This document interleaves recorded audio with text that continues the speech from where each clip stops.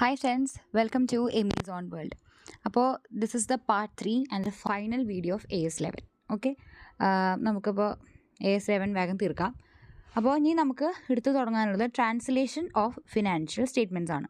അപ്പോൾ എന്താണ് ഈ ഒരു സെക്ഷനിൽ പറയണത് നോക്കാം. Let's understand how to convert foreign financial statements into the parent company's currency. ഒരു എക്സാമ്പിൾ വഴി ഞാൻ പറഞ്ഞുതരാം.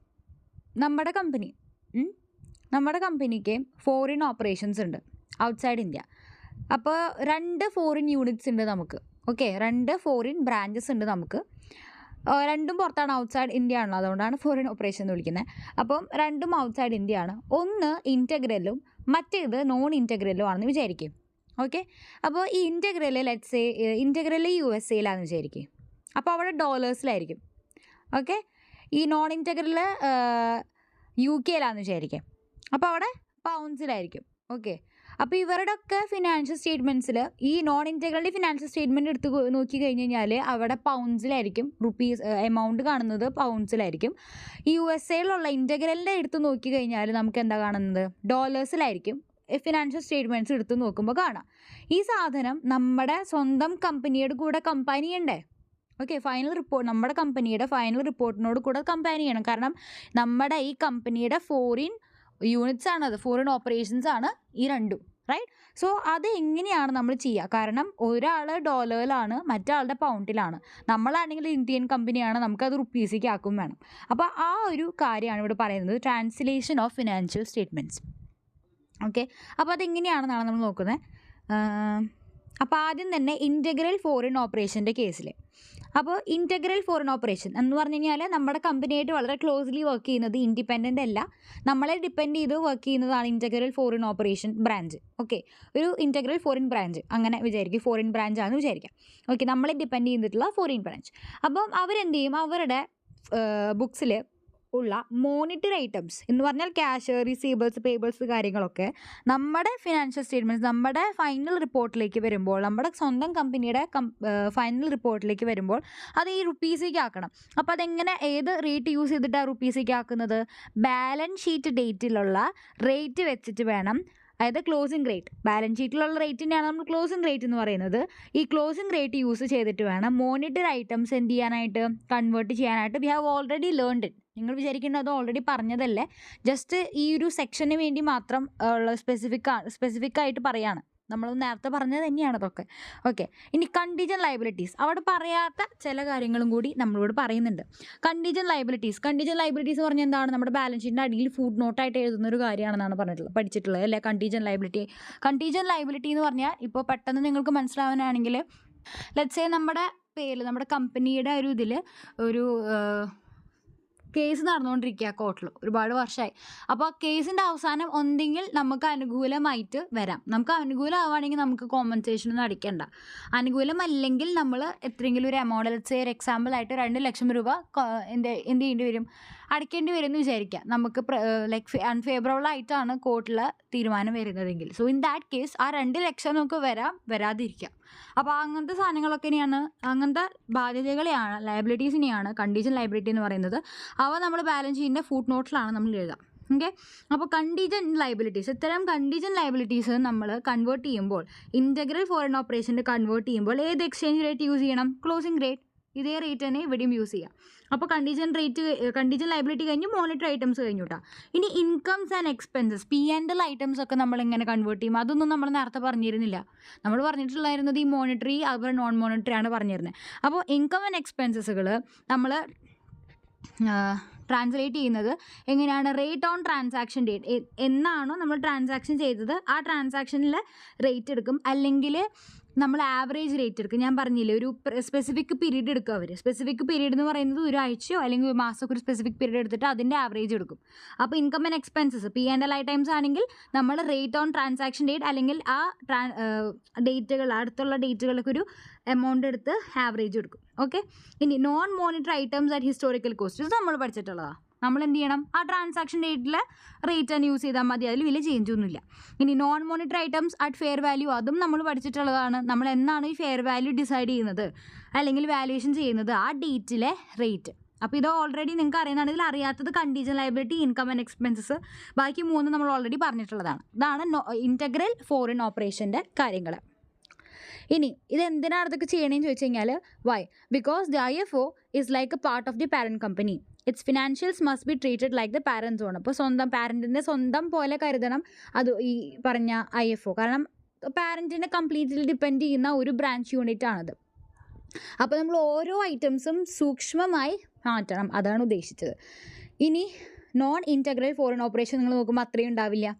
കാരണം ഇത് ഡിപ്പെൻഡൻ്റ് അല്ല, ഇൻഡിപെൻഡൻ്റ് ആയിട്ട് വർക്ക് ചെയ്യുന്ന ഒരു ബ്രാഞ്ച് യൂണിറ്റ് ആണ്. ഫൈൻ. ഇനി ഇവിടുത്തെ എങ്ങനെയാണ് ചെയ്യേണ്ടത്? എങ്കിൽ ഇവിടെ നമ്മൾ എങ്ങനെയാണ് ട്രാൻസ്ലേറ്റ് ചെയ്യേണ്ടത്? ഇവിടെ ആകെ 2 ഐറ്റംസേക്ക് കാണാനുള്ളൂ. നോക്കിക്കോ, അസറ്റും ലയബിലിറ്റീസും വല്ലതും ഉണ്ടെങ്കിൽ നമ്മളത് ക്ലോസിംഗ് റേറ്റ് യൂസ് ചെയ്ത് ട്രാൻസ്ലേറ്റ് ചെയ്യും. ഓക്കെ, അസറ്റും ലയബിലിറ്റീസും closing rate, income and expenses നമ്മൾ ട്രാൻസാക്ഷൻ ഡേറ്റിൽ റേറ്റ് വെച്ചിട്ട്, ഇത്രയേ ഉള്ളൂ. ഓക്കെ, ജസ്റ്റ് 2 കാര്യങ്ങൾ പഠിച്ചു വയ്ക്കുക. അപ്പോൾ 2 ആണ്, ഇത് ഇമ്പോർട്ടൻ്റ് ആണ്. ഓക്കെ, ഇത് നിങ്ങളുടെ മനസ്സിലുണ്ടാവണം. ഇനി ഹോൾ എക്സ്ചേഞ്ച് ഡിഫറൻസസ്, ഇത് നമ്മൾ നേരത്തെ പറഞ്ഞ പോയിൻ്റാണ്. എല്ലാ എക്സ്ചേഞ്ച് ഡിഫറൻസും നമ്മൾ നോൺ ഇൻറ്റഗ്രൽ ഫോറിൻ ഓപ്പറേഷൻ്റെ ബേസിസിലുള്ള സംഭവം നമ്മൾ എവിടേക്ക് കൊണ്ടുപോകും? ഒരു സെപ്പറേറ്റ് അക്കൗണ്ട് ക്രിയേറ്റ് ചെയ്യണം. ഈ അക്കൗണ്ടിനെ പറയുന്ന പേരാണിത് ഫോറിൻ കറൻസി ട്രാൻസ്ലേഷൻ റിസർവ്. നമ്മൾ നേരത്തെ കഴിഞ്ഞ വീഡിയോയിൽ പറഞ്ഞിട്ടുണ്ടായിരുന്നതാണ്. ഓക്കെ, അപ്പോൾ FCTRൽ നമ്മൾ മാറ്റണം. ലോസ് ആണെങ്കിലും ഗെയിൻ ആണെങ്കിലും എന്താണെങ്കിലും ഈ പറഞ്ഞ FCTRലേക്കാണ് നമ്മൾ ട്രാൻസ്ഫർ ചെയ്യേണ്ടത്. This stays in the balance sheet until the foreign unit sold or close. നമ്മൾ ആ ഇൻവെസ്റ്റ്മെൻറ്റ്, നമ്മുടെ കമ്പനിയുടെ ഇൻവെസ്റ്റ്മെൻറ്റ് സോൾവ് ചെയ്യുമ്പോഴോ അല്ലെങ്കിൽ ഈ പറഞ്ഞ ബ്രാഞ്ചിനെയോ ഫോറിൻ ഓപ്പറേഷന് മൊത്തത്തിൽ ആ ഫോറിൻ യൂണിറ്റിന് മൊത്തത്തിൽ നമ്മൾ ക്ലോസ് ചെയ്യുന്നത് വരെ ആ FCTRലായിരിക്കും എന്ത് ചെയ്യുക, നമ്മുടെ ഗെയിൻ ആണെങ്കിലും ലോസ് ആണെങ്കിലും ബാലൻസ് ഉണ്ടാവുക. ലെറ്റ്സ് എന്നാണ് നമ്മൾ വിൽക്കുന്നത് അല്ലെങ്കിൽ ക്ലോസ് ചെയ്യുന്നത്, അന്ന് നമ്മൾ ഈ FCTRലുള്ള ബാലൻസ് എല്ലാം കൊണ്ടുപോയിട്ട് P&Lലേക്ക് ട്രാൻസ്ഫർ ചെയ്യും. Okay, only then it goes to P&L. That's it.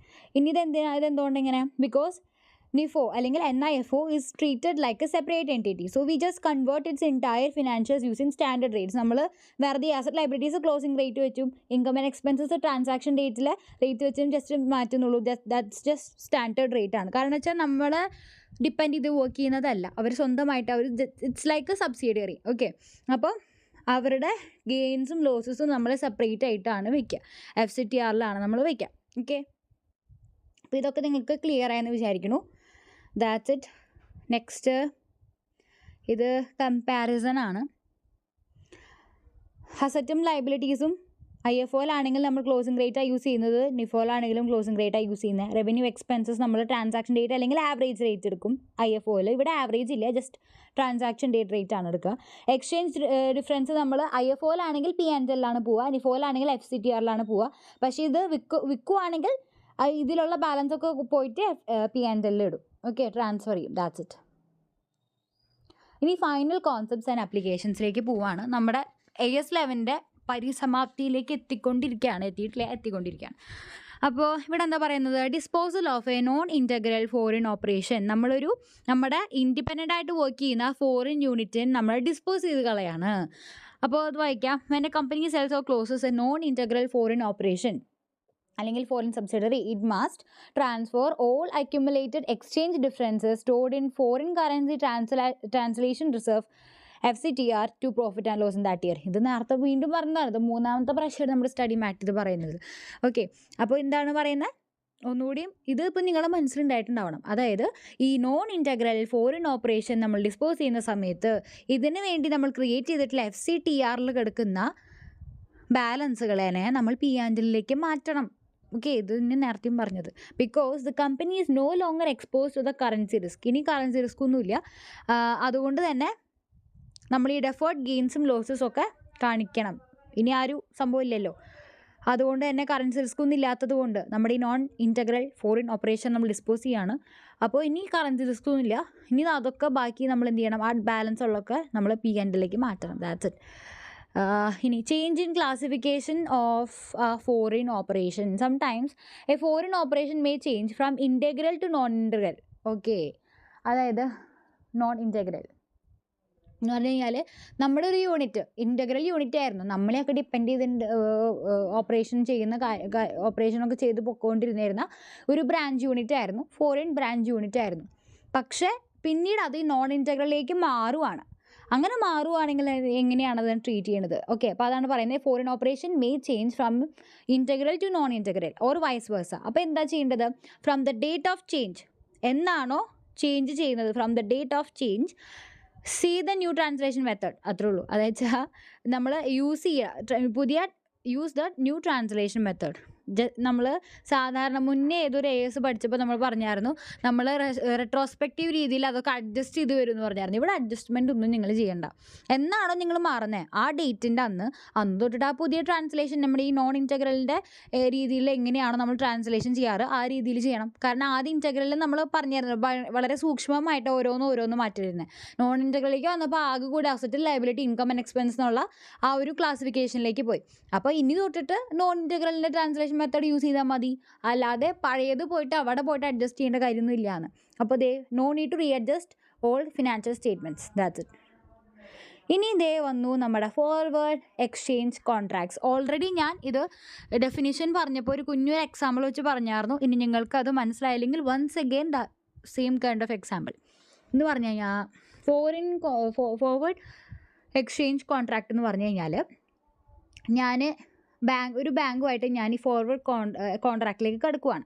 അപ്പോൾ ഞാൻ പറഞ്ഞു ബാങ്കിനോട് ആഫ്റ്റർ 3 months ഞാൻ $1 ആഫ്റ്റർ 3 months ഞാൻ $1 എന്തിന് വാങ്ങിക്കാം, എത്ര രൂപയ്ക്ക് വാങ്ങിക്കാം, 83 rupeesന് വാങ്ങിക്കാം എന്ന് പറയാണ്. എന്നിട്ട് ഇത് പറഞ്ഞിട്ട് ഞാൻ ഇന്ന് ഈ ബാങ്കുമായിട്ട് ഞാൻ എന്ത് ചെയ്യാണ്, കോൺട്രാക്റ്റിൽ ഏർപ്പെടുവാണ്.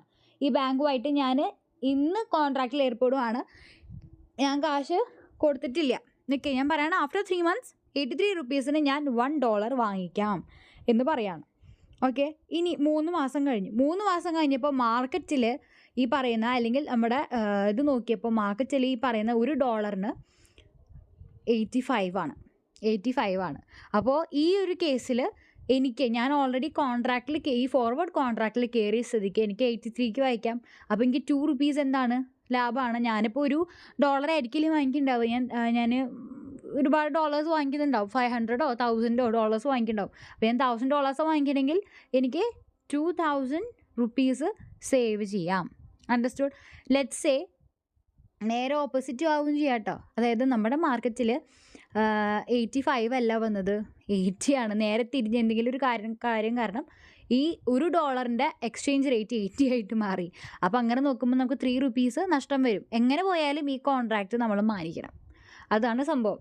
ഓക്കെ, അപ്പോൾ ഈ ഫോർവേഡ് കോൺട്രാക്റ്റ് സാധാരണ നമ്മൾ ക്രിയേറ്റ് ചെയ്യുന്നത് ഈ റിസ്കിനെ പൊരുതാൻ വേണ്ടിയിട്ടാണ്. നമ്മൾ വിചാരിച്ചതിനേക്കാളും കൂടുതൽ വരുന്ന സമയത്ത് നമുക്ക് വാങ്ങിക്കേണ്ടി വരും, നമ്മുടെ കയ്യിൽ നിന്ന് എക്സ്ട്രാ പോകരുത്. അതിന് വേണ്ടിയിട്ട് ഒരു സെക്യൂരിറ്റി പോലെ വയ്ക്കുന്ന സാധനമാണ്. പക്ഷേ നേരെ ഓപ്പോസിറ്റ് വരാം വളരെ ചില അപൂർവ അവസരങ്ങളിൽ. പക്ഷേ നമ്മൾ ഈ സാധനത്തിലേക്ക് കടക്കുന്നത്, ഈ കോൺട്രാക്റ്റിലേക്ക് കടക്കുന്നത് നമുക്ക് അത്രയ്ക്കൊരു പിൻബലം എന്തെങ്കിലുമൊക്കെ ഉണ്ടാവാതെ ആയിരിക്കില്ല. അപ്പോൾ ബാങ്കും കൂടിയും സമ്മതിക്കണം കേട്ടോ. ബാങ്ക് ഇതിലേക്ക് കടക്കുന്നത് ഈ സാധനം കുറയും എന്നുള്ള എക്സ്പെക്റ്റേഷനിലായിരിക്കാം, അതുണ്ട്.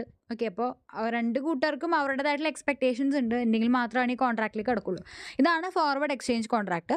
ഇനി നോക്കിയേ, forward exchange contract is an agreement to exchange currencies at a fixed rate in the future. ഇതാണ് ഞാൻ എക്സാമ്പിൾ വെച്ച് പറഞ്ഞു തന്നത്. ഇനി 2 കേസസ് ഉണ്ട്. എന്താണ് ഈ 2 കേസസ്? ഈ ഫോറിൻ എക്സ്ചേഞ്ച് കോൺട്രാക്റ്റ് നമ്മൾ ട്രേഡിങ്ങിനോ നമ്മളിപ്പോൾ ഷെയർ മാർക്കറ്റ്, സ്റ്റോക്ക് മാർക്കറ്റ് നമുക്കറിയില്ലേ. അപ്പോൾ അതിൽ നമ്മൾ ജസ്റ്റ് എന്ത് ചെയ്യണം, സ്പെക്കുലേറ്റ് ചെയ്യാണ്. അതായത് നമ്മൾ വിചാരിക്കുകയാണെങ്കിൽ ഷെയറിൻ്റെ പ്രൈസ് കൂടും അല്ലെങ്കിൽ കുറയും, അതിനനുസരിച്ച് കൂടുമെന്ന് വിചാരിക്കുമ്പോൾ നമ്മൾ ഈ സാധനം വാങ്ങിക്കുന്നു. അല്ലെങ്കിൽ ഇത് കുറയാണെന്ന് വിചാരിക്കുകയാണെങ്കിൽ നമ്മൾ ഷോർട്ട് സെല്ല് ചെയ്യുന്നു. അങ്ങനത്തെ പരിപാടികളൊക്കെ ചെയ്യില്ലേ. അപ്പോൾ ഇത് ട്രേഡിങ്ങിനോ സ്പെക്കുലേഷനോ അല്ല നമ്മൾ ഈ പറയുന്ന ഫോറിൻ എക്സ്ചേഞ്ച് കോൺട്രാക്റ്റിലേക്ക് കടക്കുന്നത്. ചിലവർ വലിയ നഷ്ടങ്ങളൊന്നും ഉണ്ടാവാതിരിക്കാൻ വേണ്ടിയിട്ട് ഈ പറയുന്ന ഫോർവേഡ് എക്സ്ചേഞ്ച് കോൺട്രാക്റ്റിലേക്ക് കടക്കും. അപ്പോൾ ഇത് ഞാൻ പറഞ്ഞ പോലെ ഒരു സെക്യൂരിറ്റി പോലെ വർത്തിക്കാൻ. അപ്പോൾ നമ്മളെ ഉദ്ദേശിച്ചേക്കാളും ഭയങ്കര ഓവറായിട്ടൊരു നഷ്ടം വന്നാൽ നമ്മളെ അത് വലിയ കാര്യമായിട്ട് ബാധിക്കില്ല. അതിന് വേണ്ടിയിട്ട് എന്ത് ചെയ്യും, നമ്മൾ ഈ ഫോർവേഡ് എക്സ്ചേഞ്ച് കോൺട്രാക്റ്റിലേക്ക് കടക്കും. അപ്പോൾ ഇത് ട്രേഡിങ്ങിനോ സ്പെക്കുലേഷനോ അല്ല നമ്മൾ ഫോറിൻ ഈ എക്സ്ചേഞ്ച് കോൺട്രാക്റ്റിലേക്ക് കടക്കുന്നത് എങ്കിൽ, അതായത് നമ്മൾ ശരിക്കും ബിസിനസ് കാര്യത്തിനാണ് നമ്മൾ കടക്കുന്നതെങ്കിൽ എങ്ങനെയാണ് ട്രീറ്റ് ചെയ്യുന്ന കാര്യങ്ങൾ നോക്കിക്കോ. Premium discount difference between spot and forward rate spread over contract period as income or expense. ഇതെന്താണെന്ന് പറഞ്ഞു കഴിഞ്ഞാൽ എക്സാമ്പിൾ വെച്ച് പറഞ്ഞു തന്നില്ലെങ്കിൽ നിങ്ങൾക്ക് മനസ്സിലാവില്ല. അപ്പോൾ ഇന്ന് ഞാനൊരു ഫോർവേഡ് എക്സ്ചേഞ്ച് കോൺട്രാക്റ്റിലേക്ക് കിടക്കുകയാണ്. ഇപ്പോൾ ഒരു ഡോളറിന് ഞാൻ ഒരു ഡോളർ 3 months കഴിഞ്ഞാൽ 85 rupeesന് വാങ്ങിക്കാം എന്ന് പറഞ്ഞിട്ടാണ് ഇതിലേക്ക് കിടക്കുന്നത്, 3 monthsൻ്റെ ഇതിലേക്ക് കിടക്കുന്നത്. ഓക്കെ, 3 മാസം കഴിഞ്ഞ് കഴിഞ്ഞാൽ 85 rupeesന് ഞാൻ $1 വാങ്ങിക്കാം എന്നാണ് എൻ്റെ ഫോർവേഡ് കോൺട്രാക്ട് വിത്ത് ബാങ്ക്. ഞാൻ ഒരു ഫോർവേഡ് കോൺട്രാക്ട് ഇന്ന് ക്രിയേറ്റ് ചെയ്തു. ഇന്ന് ഈ പറയുന്ന ഒരു ഡോളറിൻ്റെ വാല്യൂ എന്ന് പറയുന്നത് 83 ആണ്. ഓക്കെ, 83 ആണ്. ഓക്കെ, സോ ഈ 83 പറയുന്ന പേരാണ് എന്ത്? Spot price. ഓക്കെ, 83 എന്ന് പറയുന്ന പേരാണ് സ്പോട്ട് പ്രൈസ്. നെക്സ്റ്റ്, ഈ 85 പറയുന്ന പേരാണെന്ത്? നമ്മൾ കോൺട്രാക്റ്റ് ചെയ്തിട്ടുള്ള കോൺട്രാക്റ്റഡ് ഫോർവേഡ് റേറ്റ്. ഇതിനെയാണ് എന്ത് പറയുന്നത്? കോൺട്രാക്റ്റഡ് ഫോർവേഡ് റേറ്റ് എന്ന് നമ്മൾ പറയുന്നത്. ഫൈൻ. ഇനി നമ്മുടെ 3 മാസം കഴിഞ്ഞപ്പോൾ മാർക്കറ്റിൽ എത്രയായി? ഓക്കെ, മാർക്കറ്റിൽ എത്രയായെന്ന് നോക്കിയപ്പോൾ 85ക്ക് പകരം ലെറ്റ്സ് സേ ഇറ്റ് ബിക്കെയിം 86 ആയി. അപ്പോൾ ഇങ്ങനെ നോക്കുമ്പോൾ നമുക്ക് ലാഭമാണ്. നമുക്ക് 85 വാങ്ങിച്ചാൽ മതി, 86 ആണ് മാർക്കറ്റിൽ. ഓക്കെ, അപ്പം ഇതെന്ന് പറയുന്നത് റിപ്പോർട്ടിംഗ് ഡേറ്റിന്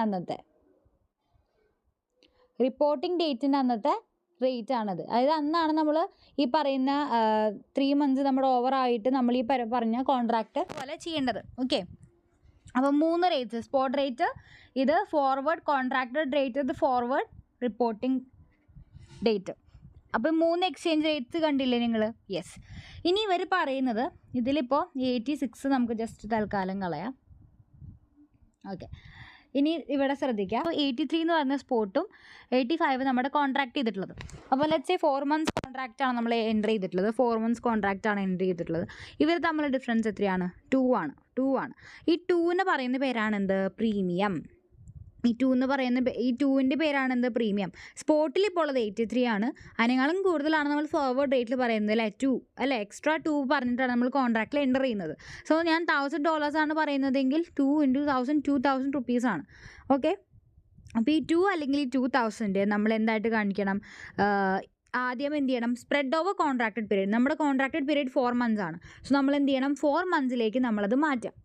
2000 / 4 ചെയ്യുമ്പോൾ 4 months ചെയ്യുമ്പോൾ നമുക്ക് എന്താ കിട്ടുന്നത്? 500 ആണ്. പെർ മന്ത് 500 നമ്മൾ എക്സ്പെൻസ് ആയിട്ട് കാണിക്കും. ഇതാണ് നിങ്ങൾ ശ്രദ്ധിക്കേണ്ടത്. എക്സ്പെൻസ് ആയിട്ടാണ് കാണിക്കുന്നത്. കാരണം സ്പോട്ടിലുള്ളതിനേക്കാളും 2 രൂപ എക്സ്ട്രാ നമ്മൾ കൊടുത്തിട്ടാണ് നമ്മൾ പറയുന്നത് നമ്മൾ ഇത്ര രൂപയ്ക്ക് വാങ്ങിക്കും അല്ല, എക്സ്ട്രാ ആണ്. ഇപ്പോൾ ഉള്ളതിനേക്കാളും കൂടുതൽ എക്സ്ട്രാ 2 rupees കൂടി ആഡ് ചെയ്തിട്ടാണ് നമ്മൾ കോൺട്രാക്റ്റിലേക്ക് എൻ്റർ ചെയ്യുന്നത്. സോ ഈ 500 നമ്മൾ 4 മാസത്തിൽ എക്സ്പെൻസ് ആയിട്ട് കാണിക്കണം. ഓക്കെ, ഓരോ മാസത്തിലും 500. അപ്പോൾ നമ്മളിപ്പോൾ വലിയൊരു വർഷത്തിനൊക്കെയാണ് കയറുന്നതെങ്കിൽ, ലൈക്ക് 1 year ഒക്കെയാണ് കയറുന്നതെങ്കിൽ അങ്ങനെ ഓരോ വർഷവും നമ്മളിത് എക്സ്പെൻസ് അല്ലെങ്കിൽ ഇൻകം ആയിട്ട് കാണിക്കണം. ഓക്കെ, ഇനി ഡിസ്കൗണ്ട് ആണെങ്കിലോ നേരെ തിരിച്ചാണെങ്കിലോ, ദാറ്റ് ഈസ് ഇപ്പോൾ സ്പോട്ട് റേറ്റിലുള്ളത് 82 ആണ്. സ്പോട്ടിൽ 82 ആണ്. നമ്മൾ കോൺട്രാക്റ്റിൽ എൻ്റർ ചെയ്യുന്നത് 80 ആണെങ്കിലോ, അങ്ങനെയാണെങ്കിൽ ഈ 2 എന്ന് പറയുന്നത് ഡിസ്കൗണ്ട് ആണ്. ഓക്കെ, ആ ഡിസ്കൗണ്ട് നമ്മൾ എന്ത് ചെയ്യണം? നമ്മൾ 4 monthsന് ഡിവൈഡ് ചെയ്യണം. 4 monthsന് ഡിവൈഡ് ചെയ്യുമ്പോൾ 0.50 അല്ലെങ്കിൽ നമ്മളിപ്പോൾ $1000 ആയിട്ട് നമ്മൾ മൾട്ടിപ്ലൈ ചെയ്ത് കഴിഞ്ഞാൽ 2000 / 4 ചെയ്യുമ്പോൾ 500 ആണ് കിട്ടുന്നത്. ഓക്കെ, നേരത്തെ പറഞ്ഞ പോലെ 500 തന്നെയാണ് കിട്ടുന്നത്. അപ്പോൾ ഈ 500 നമ്മൾ എന്ത് ചെയ്യണം? ഈ 500 ഇൻകം ആയിട്ട് ഓരോ മാസം കാണിക്കാം. Okay, that's it. അപ്പോൾ നിങ്ങൾ എക്സാമ്പിൾ വൈസ് പറഞ്ഞു തന്നുള്ളൂ. ഓക്കെ, ഇനി exchange difference due to change in rates shown in profit and loss. അപ്പോൾ നമ്മൾ എക്സ്ചേഞ്ച് ഡിഫറൻസ് എന്താണെന്ന് ഓൾറെഡി ഡിസ്കസ് ചെയ്തിട്ടുള്ളതാണ്. അപ്പോൾ ഈ എക്സ്ചേഞ്ച് റേറ്റുകളുടെ ഡിഫറൻസ് മൂലമുണ്ടാകുന്ന ഗെയിനോ പ്രോഫിറ്റ് നമ്മൾ എവിടെ കൊണ്ടുപോകും? പ്രോഫിറ്റ് ആൻഡ് ലോസിൽ കൊണ്ടുപോകും.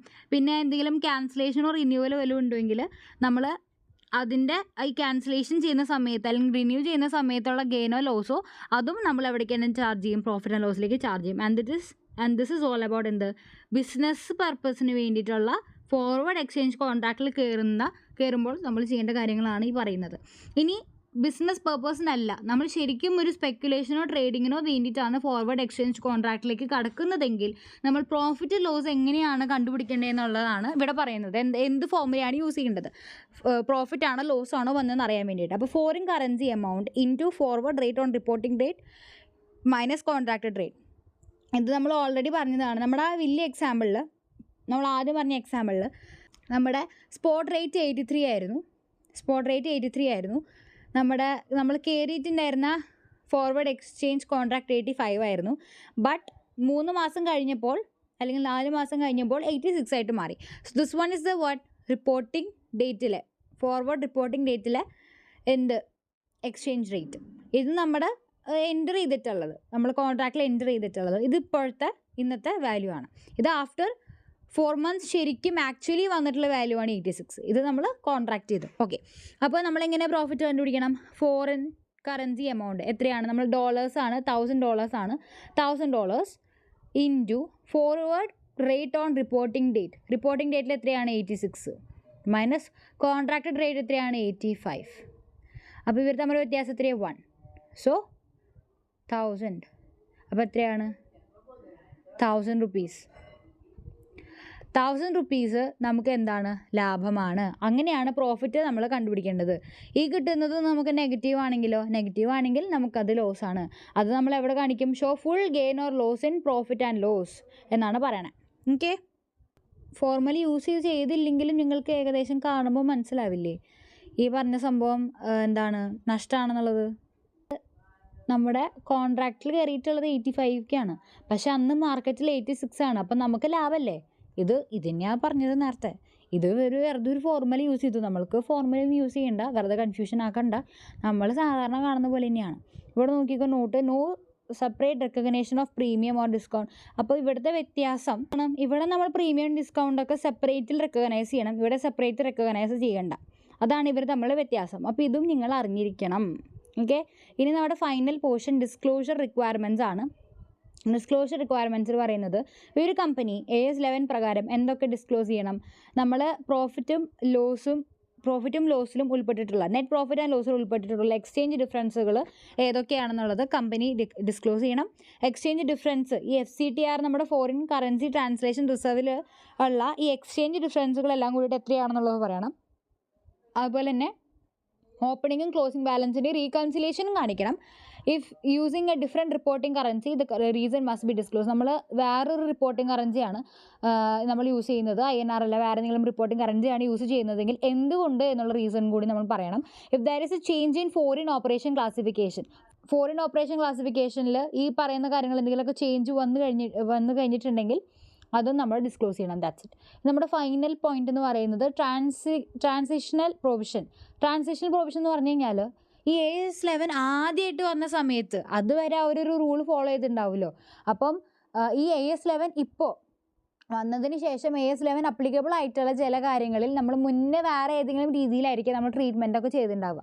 അപ്പോൾ ഫസ്റ്റ് ടൈം അപ്ലിക്കേഷൻ്റെ സമയത്ത് നമ്മൾ എങ്ങനെയാണ് ട്രീറ്റ് ചെയ്യേണ്ടതെന്നാണ് അവർ പറയുന്നത്. When a company applies AS11 for the first time and if A foreign branch is now classified as A non integral. Okay, നമ്മൾ ഇൻറ്റഗ്രൽ ആയിരിക്കാം, അല്ലെങ്കിൽ ഇതുപോലെ ഇൻറ്റഗ്രൽ നോൺ ഇൻറ്റഗ്രൽ ആയിട്ടൊന്നും നമ്മൾ ചെയ്തിട്ടില്ല, ജസ്റ്റ് ഒരു ഫോറിൻ ബ്രാഞ്ച് എന്ന നിലയിലായിരിക്കും നമ്മൾ അതിനെ കണ്ടിട്ടുണ്ടായിരിക്കുക. ഈ AS11 നമ്മൾ റൂളായിട്ട് വന്നപ്പോൾ നമ്മുടെ ഒരു ഫോറിൻ ബ്രാഞ്ചിനെ നമ്മൾ ക്ലാസിഫൈ ഈ AS11 പ്രകാരം നോൺ ഇൻറ്റഗ്രൽ ആണെന്ന് മനസ്സിലാക്കി. അങ്ങനത്തെ അവസ്ഥയിൽ നമ്മൾ എന്ത് ചെയ്യണം? ഇനി തൊട്ടിട്ട് നോൺ ഇൻറ്റഗ്രലിൻ്റെ റൂൾസ് യൂസ് ചെയ്യുക. ഇതുവരെയുള്ളതൊന്നും നിങ്ങൾ എന്ത് ചെയ്യേണ്ട കാര്യമില്ല, റീഡു ചെയ്യേണ്ട കാര്യമില്ല, അഡ്ജസ്റ്റ് ചെയ്യേണ്ട കാര്യമില്ല. ഇനി അവിടെ നിന്ന് അങ്ങോട്ട് എന്ത് ചെയ്യുക? AS11 കാര്യങ്ങൾ എന്ത് ചെയ്യുക? പാലിച്ചു പോവുക. ഇനി അത് ഓൾറെഡി ഉണ്ടായിരുന്നതിനെ മാറ്റാൻ നിൽക്കണ്ട. ഓക്കെ, ഇനി നമുക്കുള്ളത് പ്രാക്ടിക്കൽ ഇലസ്ട്രേഷൻസ് ആണ്. നമ്മുടെ സ്റ്റഡി മാറ്റിൽ 2 ക്വസ്റ്റ്യൻസ് ആണ് ഉണ്ട്. അപ്പോൾ ആ 2 ക്വസ്റ്റ്യൻസ് നമുക്ക് ചെയ്യണം, നമ്മൾ സെപ്പറേറ്റ് വീഡിയോ ചെയ്യും. സോ ഇതുവരെയുള്ളത്, അതായത് the entire concept of AS11 which is in our study mat. ഇത് ശരിക്കും നമ്മുടെ സ്റ്റഡി മാറ്റിൽ പറയുന്ന ഇപ്പോൾ ഇതുവരെയുള്ളത്, അതായത് നമ്മുടെ AS11 എല്ലാ കോൺസെപ്റ്റും ഇതുവരെ പറഞ്ഞു നിർത്തിയത് നമ്മുടെ സ്റ്റഡി മാറ്റിലുള്ള കാര്യങ്ങൾ തന്നെയാണ്. ഞാനത് ചുരുക്കി ഒരു നോട്ടാക്കിയെന്ന് മാത്രം. ഇതൊക്കെ നിങ്ങൾ നമ്മുടെ സ്റ്റഡി മാറ്റിൽ നോക്കി കഴിഞ്ഞ് കഴിഞ്ഞാൽ കാണാൻ പറ്റും. ഞാനിപ്പോൾ വേറെ സെപ്പറേറ്റ് നോക്കിയിട്ടല്ല നോട്ട് ഉണ്ടാക്കിയിരിക്കണം. കാരണം വെച്ചാൽ നമുക്ക് നമ്മുടെ സിലബസിൻ്റെ ഉള്ളിൽ നിന്നിട്ടുള്ള കാര്യങ്ങൾ വേണം പഠിക്കാനായിട്ട്. അതുകൊണ്ട് സ്റ്റഡി മാറ്റ് ബേസ് ചെയ്തിട്ടുള്ള നോട്ട്സാണിത്. അതുകൊണ്ട് ഇപ്പോൾ നിങ്ങൾക്ക് ഈ നോട്ട്സ് ഇല്ലെങ്കിലും ഒരു കുഴപ്പമില്ല. നിങ്ങൾക്ക് ഈ ക്ലാസ് കേൾക്കുന്ന സമയത്ത് സ്റ്റഡി മാറ്റ് വെച്ചിട്ട് നിങ്ങൾ വല്ല ഹൈലൈറ്ററും വല്ലതും ഉണ്ടെങ്കിൽ ഇതേ സെയിം സെൻറ്റൻസ് ഉണ്ടാവില്ല, പക്ഷേ ഇതേ സാധനം തന്നെയാണ് സ്റ്റഡി മാറ്റിലുള്ളത്. അതെനിക്ക് ഉറപ്പിക്കാൻ പറ്റും. ഓക്കെ, അപ്പോൾ ചിലപ്പോൾ ഉണ്ടാവും. അപ്പോൾ അത്തരം സ്റ്റേറ്റ്മെൻറ്റ്സ് ഒക്കെ ഹൈലൈറ്റ് ചെയ്തിടുക. ഇല്ലെങ്കിൽ പെൻസിൽ കൊണ്ടോ പേന കൊണ്ടോ, ഐ പ്രിഫർ പെൻസിൽ, എഴുതി വയ്ക്കുക, അല്ലെങ്കിൽ സെപ്പറേറ്റ് നോട്ടിൽ എഴുതി വയ്ക്കുക. Okay, fine. അപ്പോൾ ഇതാണ് AS11. അപ്പോൾ എല്ലാവർക്കും മനസ്സിലായെന്ന് വിശ്വസിക്കുന്നു. എന്തെങ്കിലും ഡൗട്ട് ഉണ്ടെങ്കിൽ കമൻറ്റ് സെക്ഷനിൽ ഇടാം. Thank you for watching and rock your studies.